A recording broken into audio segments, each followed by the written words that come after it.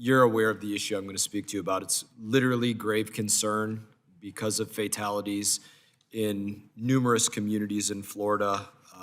The only real tie to aviation is that they're planning to tie this train to Orlando International Airport. But I want to talk to you a little bit about NTSB, the Brightline train, and just try to understand something about NTSB is my goal in this conversation.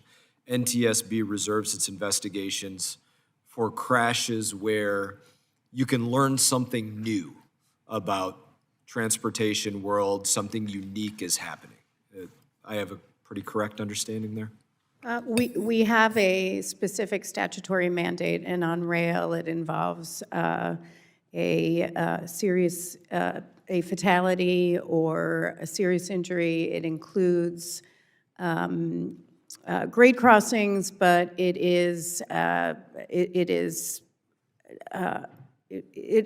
are the ones that we believe have significant safety issues that we would like to weigh in on. So to give some stats, we're talking about over the course of basically 5 to 6 years, some of that being test rail time, some of that being actual retail passengers, paying passengers, a total of about 75 miles of service, very short distance of train track running, an area that there has been freight rail running for many years and other passenger rails running for many years.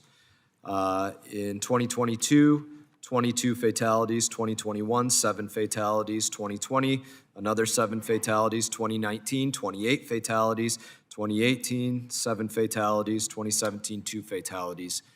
At what point does the volume of incidents, some of them fatal, some of them non-fatal, many of them by suicide, many of them non-intentional, but at what point does volume of incident become something unique that needs to be looked at? And the reason this is very important to my community, the 75 miles that it's running largely doesn't run through my community right now, but they're expanding, doubling the length of this track to now run through my community up to the Orlando International Airport. And it has been captioned that this is the deadliest train in America per mile.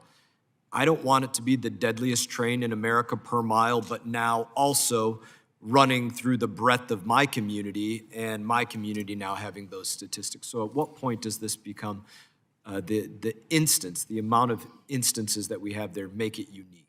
Well, I have shared with the staff that I believe that we should do a special investigation on the Brightline fatalities and injuries. We recently launched on one that we thought we could open up an investigation, but it unfortunately was a suicide, which we do not do investigations of suicides.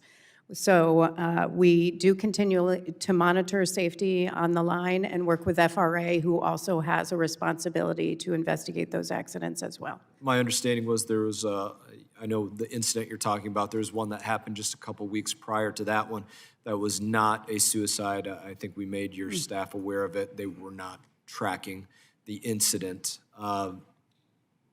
Looking at this, I guess you could say, or I should rather ask it, I don't want to put words in your mouth.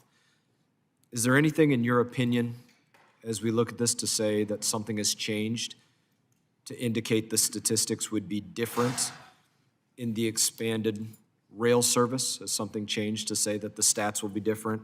They went back up again in 2022 to 22 deaths. The year before they were 7, so it doesn't look like statistically there's a decline. I'm not aware of anything, but I will say this occurred on the Northeast Corridor before Amtrak closed all the grade crossings. So that is how Amtrak dealt with it. You do have a significant safety problem in Florida. I've pulled up in a car and almost ended up right on the tracks because there'll be a light right before and then a light right after, and then you have no idea where you're supposed to pull up. So it is a significant issue. One more quick, I don't think I got an answer to this. You said the incident you spoke of most recently, it was a suicide, you couldn't investigate it. Does the volume of incidents equal something that is unique, where there's something to be unusual and learned, because there's been so many crashes? I believe so, sir, yes. Thank you, ma'am. I appreciate your testimony today. Hey everyone, thank you for watching this video. If you enjoyed the video, please click like and subscribe. I will be back on YouTube with more exclusive content, so stay tuned.